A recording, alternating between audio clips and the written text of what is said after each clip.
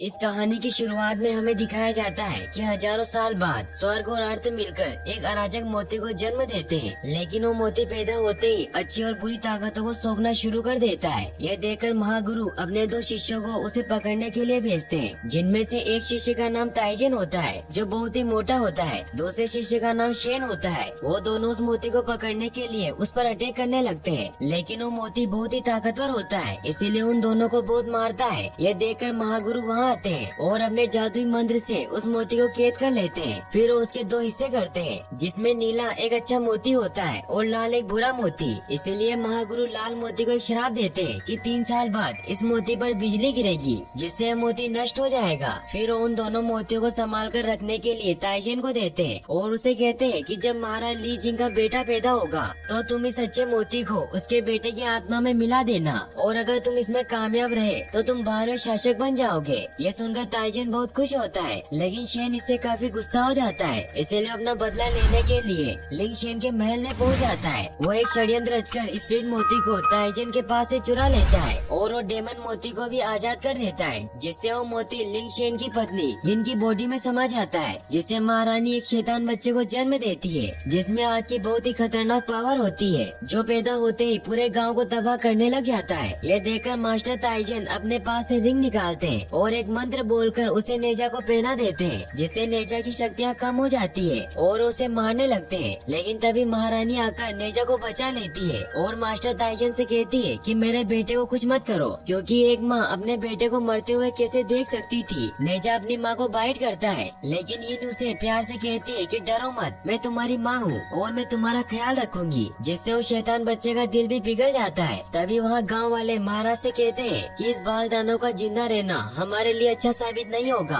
क्योंकि मनुष्य और दानव एक साथ नहीं रह सकते, इसलिए आप हमारी सुरक्षा के बारे में सोचिए। तो महाराज उन्हें कहते हैं कि इसमें इस बच्चे की कोई गलती नहीं है, वो तो खुद बदकिस्मती का शिकार है, इसीलिए हम इस बच्चे को नहीं खोना चाहते और मैं इस बात का ध्यान रखूंगा कि नेजा किसी को हानि न पहुंचाए, और अगर वो किसी का नुकसान करता है तो मैं उसकी भरपाई करूंगा। तो मास्टर ताइजन कहते हैं कि अगर हम उसे जिंदा भी छोड़ देते हैं तो भी वो 3 साल बाद मर जाएगा, क्योंकि महागुरु ने डेमन मोती पर श्राप दिया है कि 3 साल बाद उस पर बिजली गिरेगी। इससे रानी यिन बहुत परेशान हो जाती है। तो राजा कहते हैं कि मैं महागुरु से प्रार्थना करूंगा ताकि वो इस श्राप को हटा ले। वहीं हमें शेन को दिखाया जाता है जो उस स्प्लिट मोती को लेकर समुद्र की गहराइयों में जाता है, जहाँ सभी ड्रैगन कैद होते हैं। शेन उस मोती को ड्रैगन के राजा के अंडे में मिला देता है, जिससे बेहद ही शांत और ताकतवर बच्चे का जन्म होता है, जिसका नाम वो एओ बिंग रखते हैं। वो ड्रैगन शेन को कहता है कि तुम मेरे बेटे को ट्रेन करोगे, जिससे ये और भी ताकतवर हो जाए ताकि हम इस पूरी दुनिया पर राज कर सके। वहीं हमें ताइजन और राजा को दिखाया जाता है जो महागुरु से मिलने के लिए स्वर्ग जाते हैं, लेकिन वो महागुरु से नहीं मिल पाते क्योंकि वो बहुत बिजी थे। लेकिन वहाँ का द्वारपाल उन्हें बताता है कि स्वर्ग का दिया हुआ श्राप हटाया नहीं जा सकता। इससे महाराज काफी दुखी हो जाते हैं। ताइजन उन्हें कहते हैं कि इंसान स्वर्ग में एक दिन से ज्यादा नहीं रुक सकते, इसीलिए हमें वापस चलना होगा। वहीं हमें नेजा को दिखाया जाता है जो 1 साल का हो चुका था, लेकिन महाराज और महारानी ने उसे अपने महल के चारों ओर फैले सुरक्षा कवच में बंद कर रखा था ताकि वो बाहर जाकर इंसानों को परेशान न कर सके। नेजा बैठा बैठा बोर हो रहा था। रानी उसके पास आती है और उसे कहती है कि आप वहाँ बैठे क्या कर रहे हो। तो नेजा कहता है कि मैं इस महल से बाहर नहीं जा सकता और आप भी मेरे साथ नहीं खेलती, मैं बोर हो रहा हूँ। तो रानी उसे समझाती है कि माँ को काम भी होता है, इसीलिए मैं आपके साथ नहीं खेल सकती, लेकिन मैं वादा करती हूँ कि आज से मैं आपके साथ खेलूंगी। इससे नेजा बहुत खुश हो जाता है। फिर वो दोनों साथ में खेलने लगते हैं, लेकिन नेजा की बॉडी बहुत ही पावरफुल होती है, जिससे रानी को खेलते वक्त चोट लग रही होती है, मगर फिर भी अपने बेटे की खुशी की वजह से उसके साथ खेल रही थी। तभी वहाँ एक सैनिक आकर रानी को बताता है कि पास वाले गांव में किसी ने हमला कर दिया है, इसीलिए आपको वहाँ चलना होगा। लेकिन इससे नेजा काफी उदास हो जाता है, मगर यिन उससे वादा करती है कि अगली बार हम और ज्यादा खेलेंगे। लेकिन नेजा उनकी बात नहीं सुनता और उदास हुआ ऊपर बैठ जाता है। रानी भी काफी उदास हो जाती है, लेकिन उन्हें वहाँ से जाना पड़ता है। वो अपने दोनों सैनिकों कहकर जाती है कि तुम नेजा का ख्याल रखना और याद रखना कि वो यहाँ से बाहर न चला जाए। यह कहकर रानी वहाँ से चली जाती है। रानी के जाते ही नेजा वहाँ से बाहर निकलने के लिए उन दोनों सैनिकों को पत्थर मारने लगता है, लेकिन वो दोनों इस बात को समझ नहीं पाते और आपस में झगड़ने लग जाते हैं, जिससे मौका पाकर नेजा उस सुरक्षा कवच से बाहर निकल जाता है। नेजा जैसे ही गाँव में पहुँचता है तो सभी गाँव वाले उससे डरकर इधर उधर छिप जाते हैं, लेकिन नेजा उन सभी को ढूंढकर उन्हें परेशान करने लगता है। है, जिससे सभी लोग डरकर इधर उधर भागने लग जाते हैं। वहीं फिर हमें गांव के बच्चों को दिखाया जाता है जो नेजा को डेमन समझते थे और हमेशा उसे परेशान करने के लिए ट्रैप बिछाते रहते थे। लेकिन नेजा आज वेश बदलकर उनके ग्रुप में शामिल हो जाता है, जिससे वो भी उसे अपना प्लान बता देते हैं कि जब नेजा पुल से जा रहा होगा तो हम उसे नीचे गिरा देंगे, जिससे उसके ऊपर चाकू गिरेंगे। लेकिन अगर वो उससे भी बच गया तो चट्टानों से कुचला जाएगा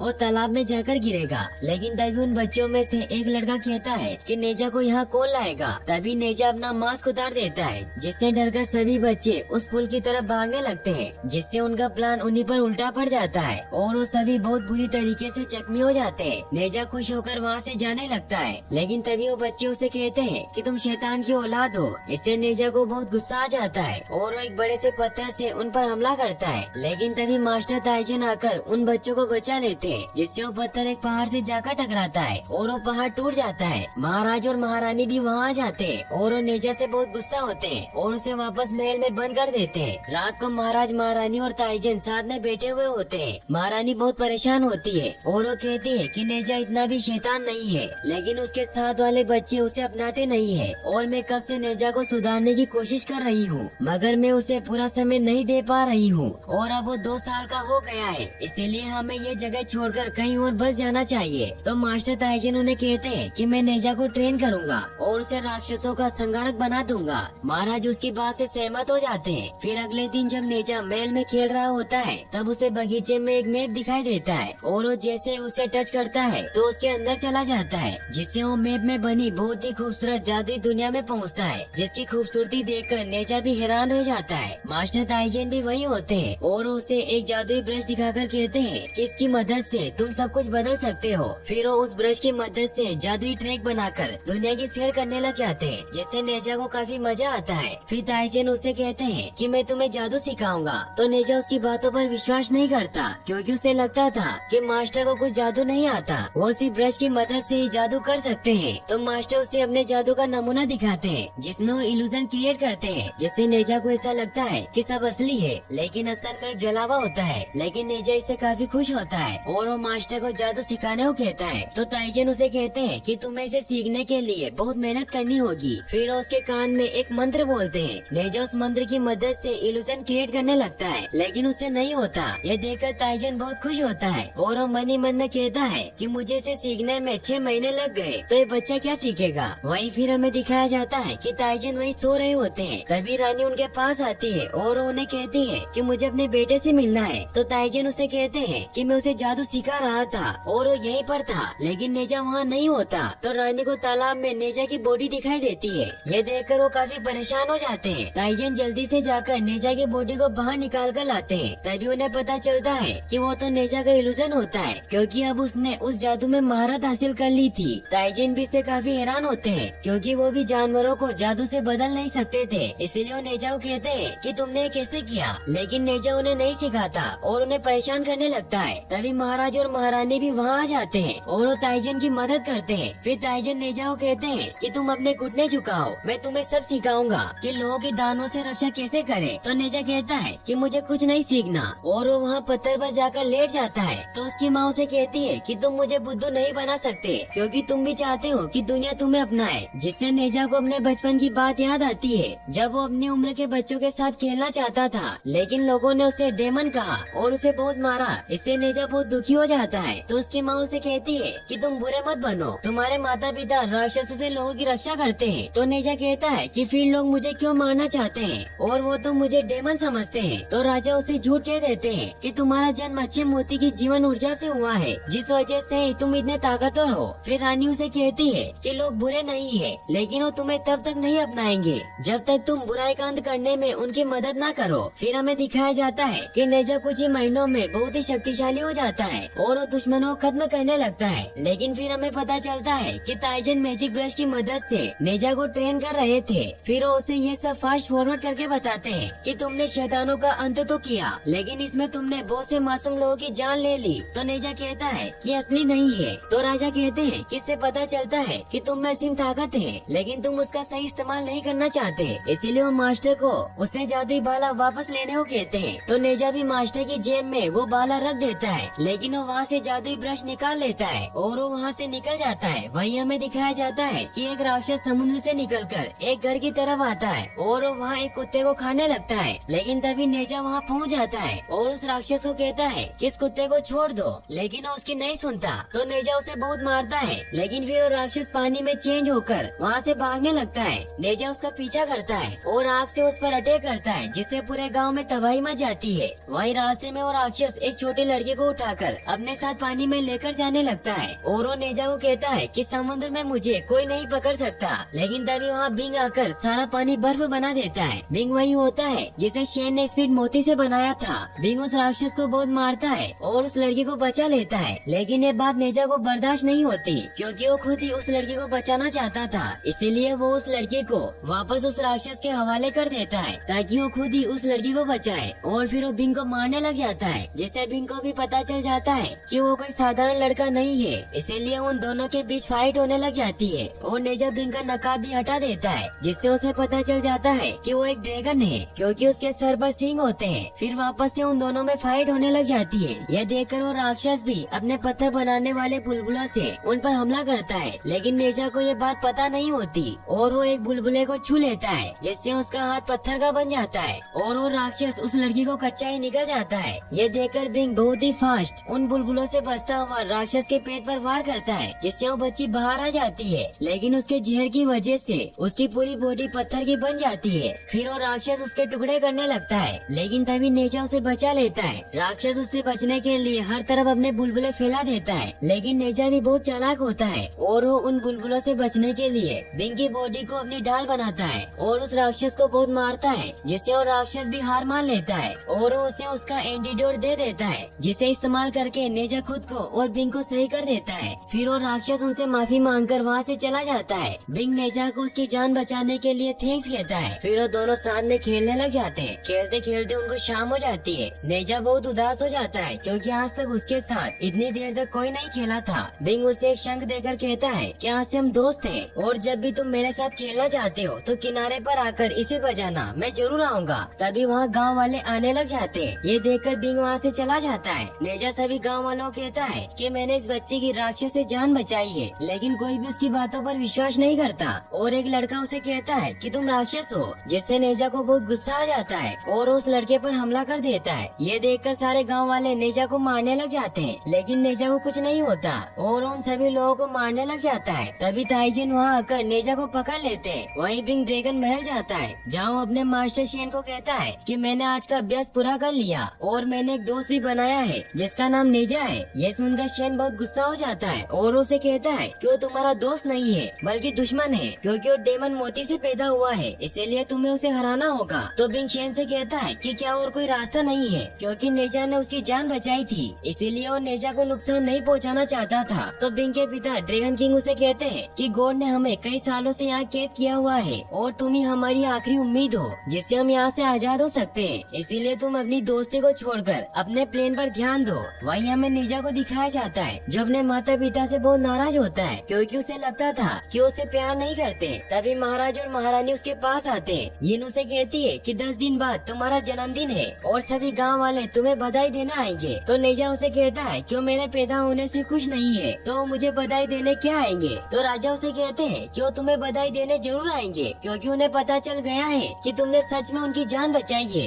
ये कहकर वो वहाँ से चले जाते हैं। नेजा भी इससे काफी खुश हो जाता है और वो बिंग को भी अपने जन्मदिन पर बुलाने के लिए एक कार्ड बनाता है। फिर वो किनारे पर जाकर शंख बजाता है, जिससे बिंग भी वहाँ आ जाता है और उसे कहता है कि 10 दिन बाद मेरा जन्मदिन है और सभी गांव वाले जश्न मनाएंगे, इसीलिए तुम्हें भी आना होगा, क्योंकि तुम ही मेरे सबसे अच्छे मित्र हो। तो बिंग भी उसकी बातों से काफी इमोशनल हो जाता है और उसे कहता है कि मैं जरूर आऊँगा। ये सुनकर नेजा खुश हुआ वहाँ से चला जाता है। वहीं बिंग जब वापस अपने पिता के पास आता है तो सभी ड्रैगन मिलकर बिंग के लिए ड्रैगन कवच बनाते हैं, जो अवैध होता है ताकि उसे कोई भी हरा न सके। फिर हमें दिखाया जाता है कि महल में नेजा के जन्मदिन की तैयारियां चल रही होती है और वहाँ राजा के कहने पर पूरे गांव के लोग भी आए होते हैं। नेजा भी बहुत खुश होता है और वो भी अपने जन्मदिन की तैयारी कर रहा होता है। तभी वहाँ शेन आ जाता है। नेजा उसे मारने लगता है, लेकिन शेन उसे कहता है कि मैं तुम्हारे गुरु का भाई हूँ। फिर वो उसे बताता है कि तुम्हारे माता पिता ने तुम्हें सब झूठ बताया है, क्योंकि तुम्हारा जन्म एक डेमन मोती से हुआ है। इससे नेजा को बहुत गुस्सा आ जाता है और यही शेन का प्लान होता है कि वो नेजा को गुस्सा दिलाकर सभी पर हमला हमला करवाए ताकि बिंग यहाँ आकर लोगों को बचाए, जिससे वो सबकी नजरों में हीरो बन जाए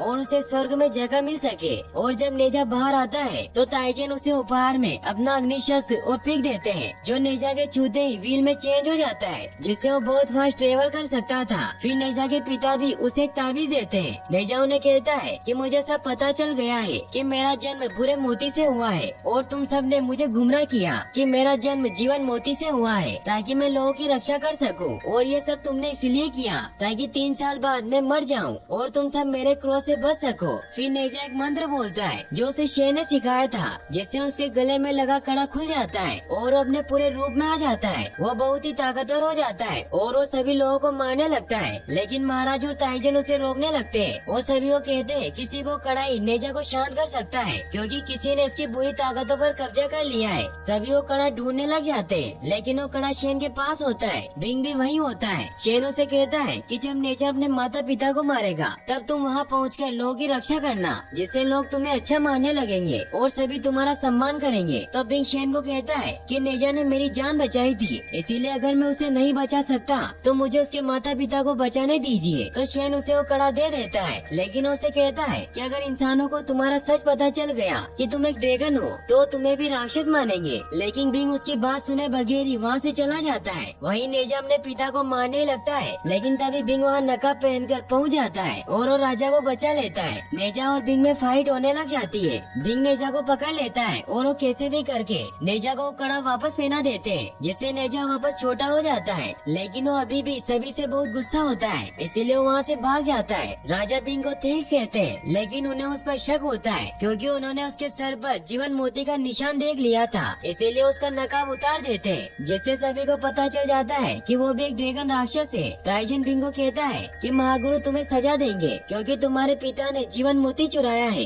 तभी शेन भी वहाँ आ जाता है और वो बिंग को कहता है कि तुम 4 लोगों को बचाना चाहते थे, लेकिन अब सभी को मरना होगा क्योंकि सभी को हमारी सच्चाई पता चल गई है। फिर शेन सभी को बताता है कि मैंने ही जीवन मोती चुराया था। तो ताइजन उसे कहता है कि महागुरु तुम्हें सजा देंगे। तो शेन उन्हें कहता है कि तुम सब मरने वाले हो, इसीलिए मेरी शिकायत कौन करेगा। फिर शेन बिंग को भड़काता है कि इंसान किसी भी राक्षस को नहीं अपनाते, इसीलिए अब सब तुम पर निर्भर करता है कि तुम अपने गुरु और पिता का बदला लोगे या नहीं। बिंग को भी काफी गुस्सा आ जाता है और अपनी पावर से उस पूरे गाँव के ऊपर बहुत सारा पानी इकट्ठा करके उसे बर्फ में जमा देता है ताकि वो बर्फ नीचे गिरकर सभी लोगों को मार दे। वहीं हमें नेजा को दिखाया जाता है जिसे बहुत गुस्सा आ रहा होता है कि कोई उससे प्यार नहीं करता। तभी ताइजन का दिया हुआ पिग अपने असली रूप में आ जाता है और वो मैजिक से नेजा को बताता है कि तुम्हारे माता पिता तुम्हारी बहुत परवाह करते हैं, क्योंकि जब तुम्हारे पिता को तुम्हारा अभिशाप हटाने का कोई तरीका नहीं मिल रहा था तो वहाँ के पहरेदार ने उन्हें बताया था कि श्राप को हटाया नहीं जा सकता, लेकिन किसी दूसरे इंसान पर ट्रांसफर किया जा सकता है। इसीलिए उस पहरेदार ने उन्हें 2 कागज पर लिखकर एक मंत्र दिया था, जिससे वो श्राप तुम्हारे पिता में ट्रांसफर हो गया है। इससे नेजा भी काफी इमोशनल हो जाता है और जब वो उस ताबीज को खोलता है तो उसमें वो दोनों ही मंत्र होते हैं। इससे अब नेजा को भी समझ आ जाता है कि उसके माता पिता उससे कितना प्यार करते हैं। वही महाराज और महारानी बिंग को रोकने के लिए उस पर वार कर रहे थे, लेकिन बिंग उन्हें बर्फ में जमा देता है। तभी नेजा उड़ता हुआ आता है और बिंग पर अटैक कर देता है। नेजा अपने मास्टर से पूछता है कि ये क्या हो रहा है, तो उसे बताते हैं कि बिंग पूरे गांव को तबाह कर देना चाहता है ताकि महागुरु को पता न चल सके कि शेन ने जीवन मोती चुराया था। ये सुनकर नेजा बिंग पर अटैक करने लगता है। उन दोनों के बीच में बहुत ही खतरनाक आइकॉनिक फाइट होती है, लेकिन नेजा की शक्तियाँ कड़े की वजह से कम बढ़ रही थी, इसीलिए वो अपने मास्टर का सिखाया हुआ जादू इस्तेमाल करता है और शेन में चेंज हो जाता है, जिससे बिंग कंफ्यूज हो जाता है। वहीं शेन और ताइजन भी आपस में लड़ रहे होते हैं। तभी नेजा और शेन आपस में टकरा जाते हैं, जिसका फायदा उठाकर नेजा अपने मैजिक से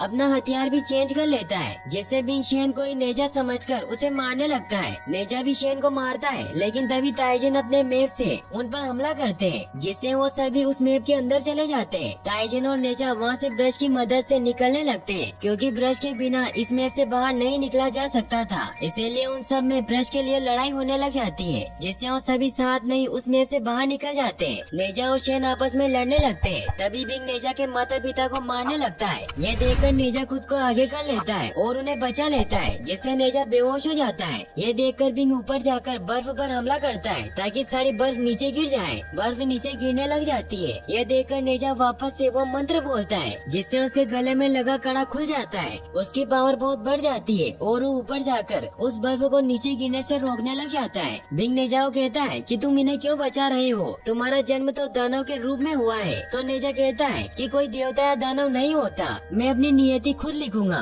और फिर वो अपने पावर का इस्तेमाल करके उस पूरी बर्फ को पिघला देता है। फिर वो शेन को भी पकड़ लेता है, लेकिन वो उसे नहीं मारता। तो बिंग उसे कहता है कि मार दो मुझे। तो नेजा कहता है कि तुम ही मेरे इकलौते दोस्त हो। वहीं अब ऊपर आसमान में भी बिजली कड़कने लग जाती है, जिससे हम नेजा को भी समझ आ जाता है कि उसका अंतिम समय आ गया है। इसीलिए वो नीचे जाकर उस ताबीज में मौजूद कागज को फाड़ देता है, ताकि उसकी वजह से उसके पिता की जान न जाए। नेजा आखिरी बार अपने माता पिता को अलविदा कहता है, तभी उसके ऊपर बिजली गिरने लग जाती है। लेकिन तभी बिंग वहाँ आकर नेजा को बचाने लग जाता है, क्योंकि अब वो भी समझ गया था कि कोई अच्छा या बुरा नहीं होता। फिर वो दोनों साथ मिलकर उस आकाशीय बिजली को सोखने लग जाते हैं, लेकिन वो गोड का सामना नहीं कर पाते। ये देखकर ताइजीन भी नेजा को बचाने के लिए उनकी मदद करने जाते हैं। वो ऊपर जाकर उस इंद्र कमल के बॉक्स को खोल देते हैं, जिससे नेजा और बिंग उस बॉक्स में बंद हो जाते हैं। वहीं फिर हमें दिखाया जाता है कि वहाँ नीचे बिजली की वजह से बहुत बड़ा गड्ढा बन गया होता है। महाराज और महारानी नेजा को ढूंढ रहे थे, तभी उन्हें वहाँ वही बॉक्स मिलता है जिसमें नेजा और बिंग होते हैं। और ताइजीन उन्हें बताता है कि नेजा और बिंग मर चुके क्योंकि इंद्र कमल उनके शरीर को नहीं बचा पाया, लेकिन उसने उनकी आत्मा को बचा लिया। और यहीं पर ये फिल्मी कहानी खत्म हो जाती है। और गाइस, अगर आप ऐसी और वीडियोस देखना चाहते हैं तो डिस्क्रिप्शन में दी गई लिंक पर क्लिक करके वॉच कर सकते हैं।